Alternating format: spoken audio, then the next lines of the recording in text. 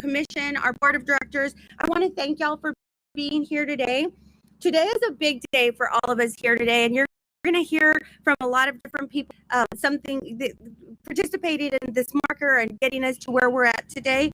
But the riot broke out in Pharr between the Mexican Americans, and at that time, Mexican Americans in Pharr did not really have a say-so in either politics, education, social events. All the protest was peaceful. It later turned violent. So today marks the 50th anniversary of the Pharr riots, and we're so happy to be here today. I am going to turn it over to Michelle Lopez, our Chief Communications Officer. So please join us, Michelle. Thank you, Lisa. Good morning. Thank you all for being here on this Saturday morning. I want to Chief of Police, our Fire Chief, our commissioners, our assistant managers, all for being here, and all the other guests.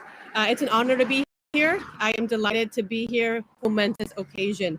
And like Lisa said, some of us may remember, others may have been too small or weren't even born yet, but our families may have lived through it. If we all go back to February 6, 1971, a riot broke out in the city between Mexican American residents and the police. Like African Americans, Mexican Americans in Pharr had no say in either politics or social events Lisa mentioned. They experienced segregation by being forced to live on the North Railroad tracks, while the Anglos lived south of Railroad in much better conditions. Racist conditions in the town also included a large economic gap, very little access to education, and experienced police brutality. That Saturday morning of February 6, 1971, hundreds of Pharr residents started a protest march against these conditions, and although it did start out peacefully, like Lisa mentioned, unfortunately it ended with injuries and death.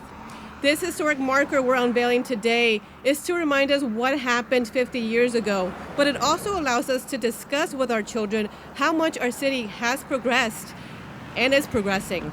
And the goal is not to move past what happened, but to move that conversation forward. So with that, I'll turn it over to our Commissioner, Daniel Chavez, for his remarks. Thank you.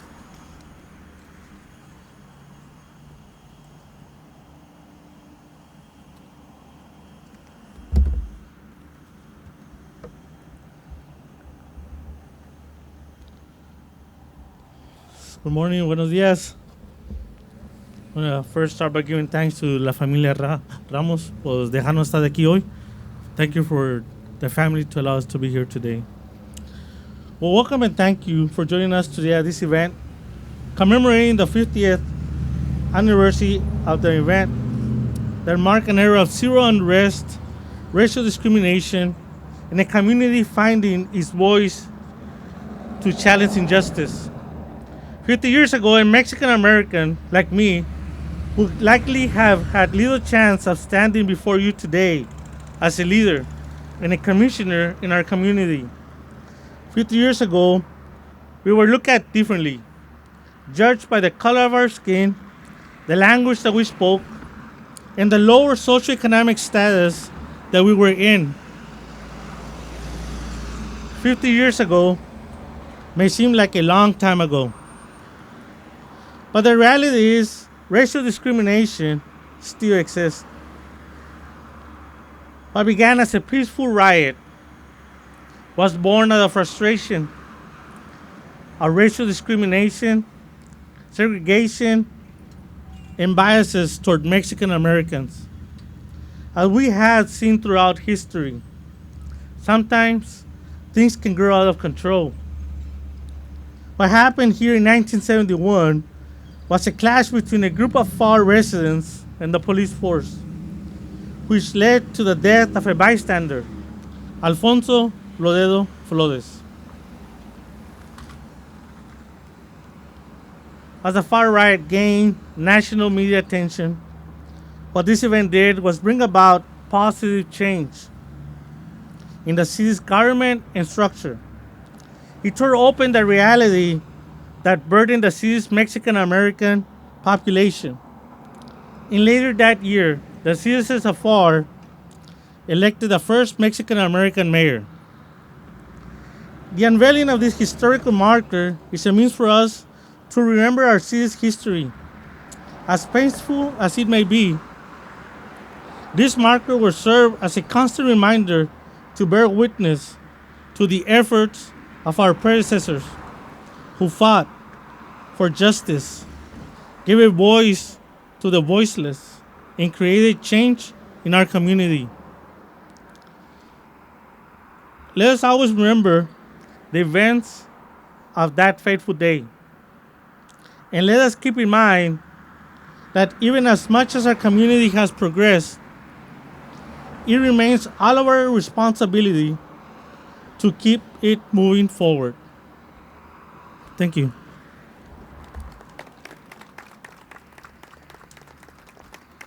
Thank you, Commissioner Chavez. And now, on behalf of TxDOT, we're going to have Pete Alvarez come up and say a few words. Good morning, everyone, and thank you for being here. As a Pharr District engineer, it's our responsibility to maintain roads and highways. I say Pharr District because that's our headquarters are right across the interstate here. You know, about 25 years ago, approximately, I was a summer student when the old Pharr office was there. Stanley Ramos, son of Mr. Ramos, of the shop. We were going down to do an inspection south of Pharr, and he told me, "Pete, let me tell you a little story." This was a story. So here we are 25 years later from that to celebrate 50 years. I want to thank Mr. Garcia for initiating the process back in 2017 or so. I want to thank the Texas Historical Commission, which is our sister agency, for obviously coming up with a plaque. And then we at TxDOT installed it about a week ago. We wanted to make sure the concrete was all cured out for this momentous occasion. My role here is to actually do the dedication itself, but the unveiling will be done by the Ramos family. So at this time, thank you once again for coming out this morning, and I invite the Ramos family to say a few words.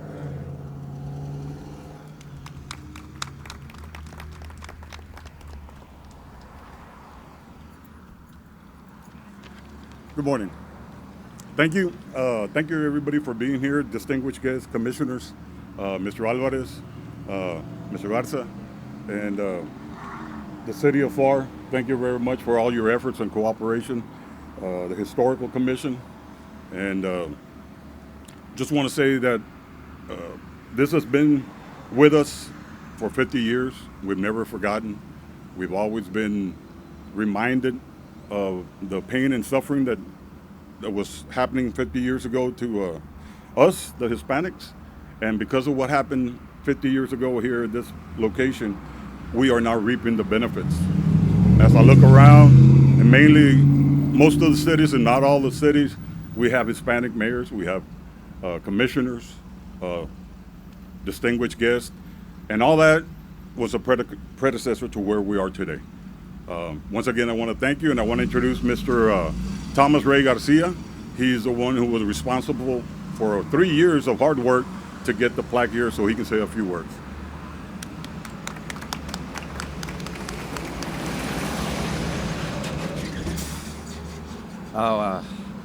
Thank you, everyone. My name is Thomas Ray Garcia. I'm just an ordinary Pharr resident.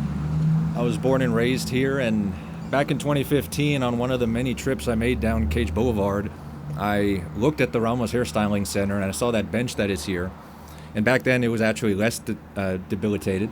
It said these words, "Rest in Power, AF." And one day I decided, you know what? I'm going to find out what that means. What does that mean? What happened here? And in 2015, that's what started a long journey of increased consciousness of what happened here, what happened in the student walkouts, what happened in the farm worker protests, and raising awareness and increased consciousness of the racism that my grandfather and mother went through growing up Mexican here in the 50s and 60s.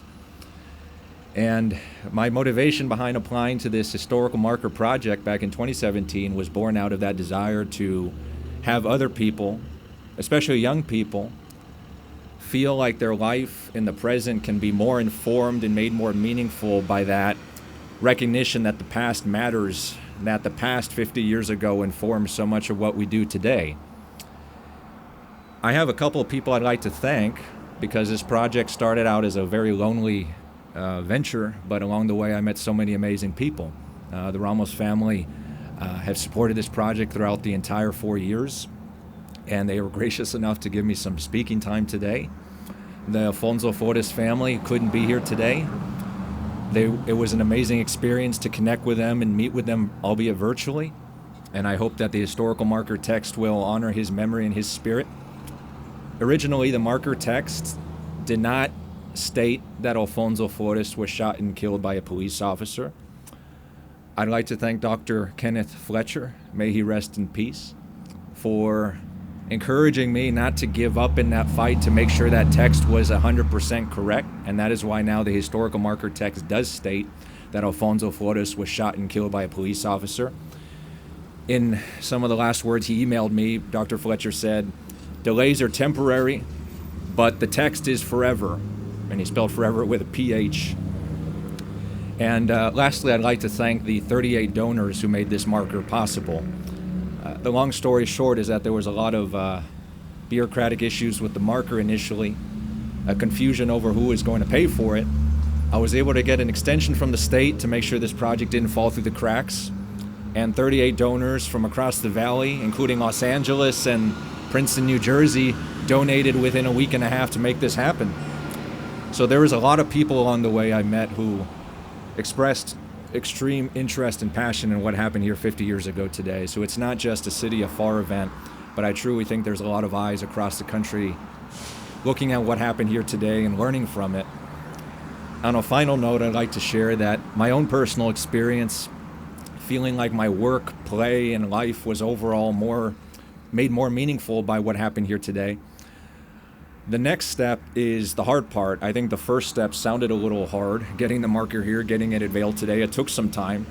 But in my opinion, I think the hard part is really what we all do next.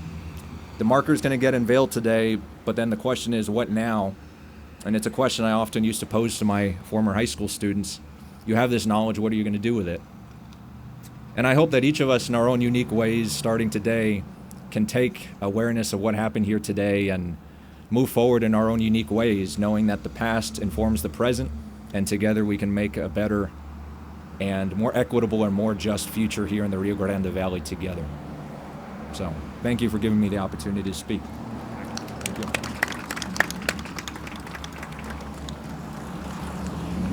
Hi, I would like to thank everybody once again, his hard work as well for Thomas doing all this.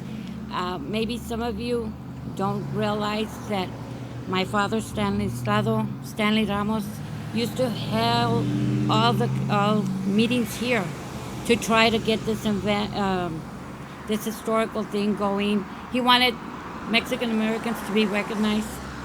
He did hard labor, hard work. A lot of people were against those meetings. However, he said one day this will all come to life, and I feel now in his memory, as well as all the memories that passed away during this 50 years, he would be very proud, as we are, to acknowledge all this happening and making it historical. Means especially to the family, and would like to thank all of you for your effort and your participation. Thank you. So with that, we're going to go ahead and unveil. So on the count of 3, 1, 2, and 3. And for y'all that can't see it on that side, y'all can come over and see it on this side. But it reads, the Pharr Riot on February 6th, a small group gathered outside of the Pharr Police Department to protest. And it has a beautiful saying.